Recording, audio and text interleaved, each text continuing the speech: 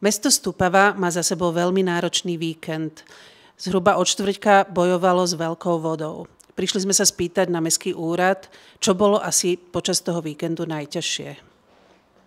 My sme sa na tú situáciu začali pripravovať už v stredu minulý týždeň, kedy som už dal do pohotovosti krízový štáb a začali sme postupne pomaličky monitorovať situáciu. Tu sme monitorovali vlastne priebehu piatka, priebehu soboty. A zatiaľ bolo všetko v poriadku, všetky odtoky nám stíhali, všetky potoky boli v korytách. Tá situácia sa začala zhoršovať v sobotu po obede. Kto vám tieto hlásenie podával? Bol to náš monitoring. To znamená, že boli to mestskí policajti, ktorí pravidelne monitorovali všetky toky, potom to bola civilná ochrana a aj pracovníci VPS. Tá situácia sa začala zhoršovať v stredu po obede, takže sme zvolávali krízový štáb v stredu podvečer. A následne na to medzi stredou podvečer a stredou polnoci sa tá situácia začala ešte viacej zhoršovať, takže okolo polnoci sme vyhlasovali 3. stupeň povodňovej aktivity, ale tá najväčšia voda prišla v nedeľu medzi 3. a 6. ráno, kedy došlo k obrovskému prívalu vody, takému nárazovému z Malých Karpát a došlo k vybrženiu potokov, došlo k zaplaveniu celého kaštieľa, celého parku a zaplaveniu aj ulic, komunikácie. To znamená, že my sme sa začali pripravovať do obeda už aj na potenciálnu evakuáciu. Chceli sme byť pripravení aj na túto najhoršiu možnosť. A následne sme začali robiť všetky práce na to, aby sme tú situáciu čo najlepšie zmanažovali. To znamená, že začali sme distribuovať vrecia s pieskom.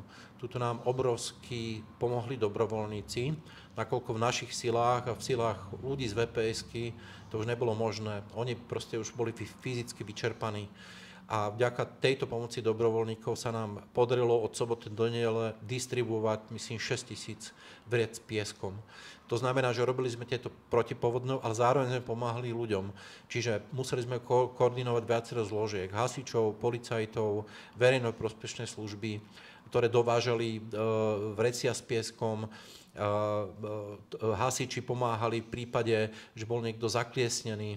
To znamená, že robili sme teda v prvom rade všetky opatrenia v tomto momente, aby sme ochránili život a zdravie občanov. To znamená, že všetky zložky priložili ruku k dielu plus dobrovoľníci. Voda našťastie už opadla, ale tie následky ešte mesto bude riešiť asi dlhšie. Rátať škody. Áno, samozrejme, tieto následky sa budú odstraňovať niekoľko týždňov a budeme musieť teda aj rátať škody a budeme musieť ešte robiť zabezpečenia. V prvom rade musíme urobiť statické posudky asi 9 mostov, z toho myslím 7 cestných alebo 6 cestných a 3 pešie. Ďalej máme podmité zhruba 3 komunikácie, čiže musíme robiť statické posudky aj na tieto komunikácie. A to sú komunikácie mesta, alebo to patrí pod slovenskú správu? To sú komunikácie mesta, ktoré sú podmité. A takisto robíme mapovanie dendrológom, arboristom stromov v meste. Čiže najprv začíname mestom, čiže tam, kde sa vlastne ľudia zdržiavajú a potom neskôršie pôjdeme aj do parkov. Čiže kto mohol, tak pomohol a priložil ruky k dielu. Áno, ja v prvom rade chcem vyjadriť svoju úctu mojim kolegom a našim mestským organizáciám, to znamená dobrovoľným hasičom, ktorí urobili obrovské množstvo práce. Bolo ich väčšina v teréne a boli v teréne non-stop počas 3 dní. Ďalej sú to pracovníci VPS, kde sme potrebovali stroje, kde sme potrebovali traktor bager, kde sme potrebovali bager, kde sme potrebovali prevozy pieskov zo zeminou. Ďalej to boli mestskí policajti, ktorí neustále monitorovali, prijímali hovory, išli tam, kde bolo najväčšie ohrozenie.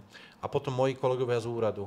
Čiže prežili sme 3 dni s minimum spánku a za veľkého vypätia. Držíme palce, aby sa to čím skôr stratilo z povrchu, aby sa to upratalo, aby sme mali slnko nad hlavami. Ďakujem pekne.